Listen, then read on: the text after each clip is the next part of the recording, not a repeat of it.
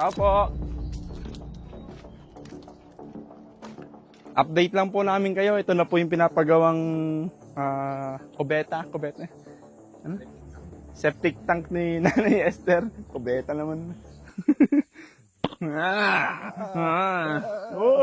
Tanungin pa natin siya kung bakit di ba po tapos. Pero ito na po yung ano, yung mga hollow blocks. Tapos may buhangin po doon. Magandang tanghali po, Nanay Esther. Opo po kayo. Bakit di pa po tapos yung ano nyo, Nanay Esther? Kasi pinapapunta po ako nung ano, kung ano daw pong update sa CR nyo. Katatapos lang po ng kapatid ko. Namaltos po yung kamay. Nintay po yung anak ko sa Jose. Hindi pa naman po dumarating para may kasama po siya.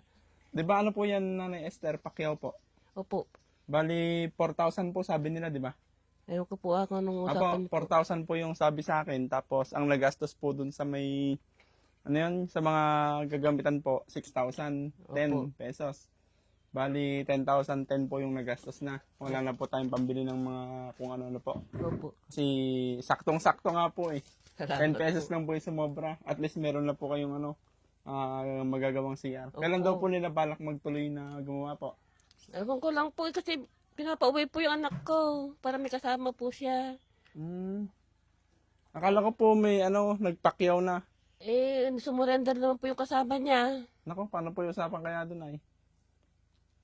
Kaya pinapakyaw na lang po niya mag-isa.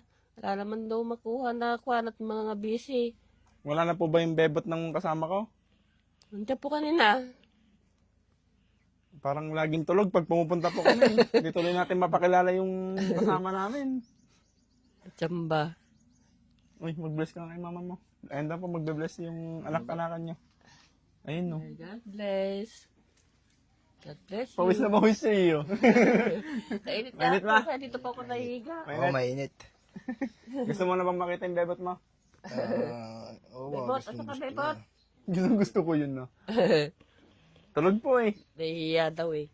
Ay, nahiya daw po siya. Opo. Sige po, yan yun na lang po. Kausapin ko na lang po yung kinausap namin nung ano. Kasi pinapa-update lang po kami nung ano, Opo. nung nagbigay po. Siyempre gusto niya din po makita kung ano po yung nangyayari. Salamat po sa nagbigay ng tulong. Kundi dahil po sa inyo, wala po kami CR. God bless po sa inyo. Sana po ay magpatuloy pa po kayo sa pagtulong niyo pa po sa aming mag-ina. Kawawa po kami. Salamat po sa mga nakatulong sa amin.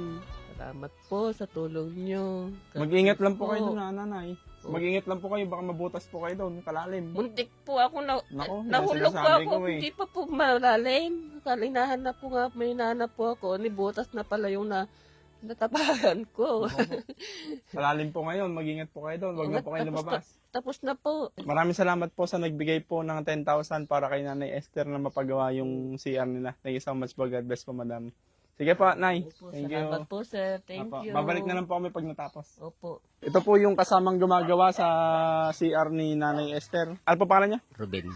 Yan, si Kuya Ruben. Kailan niyo po itutuloy yun? Bukas na. Bukas na po. Oo. Pero pakiyaw na po yung 4,000, no? Oo. Apo. At kasi pumaltos yung kami kong kauhukay. Ay, kayo po yung nagpaltas? Oo. Nako po. Sorry po ah. Diba, tulong ko lang sa kanya iba. Apo. Yung paltos sa inyo na. Oo. Sige pa, babalik na lang po kami ulit pag ano. Bukas magkukan na kami.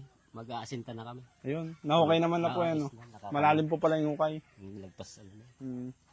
Kasama na po yun hanggang mabubungan. No? Oo. Yung Sa 4,000. amin na yung ano nun, mga bayog. Apo, bayog-bayog na lang. Tsaka amin na rin yung yerong mga ilalagay doon. Thank you po, Garod. Pagpalain po kayo nila. Thank you po. Sige po, thank you.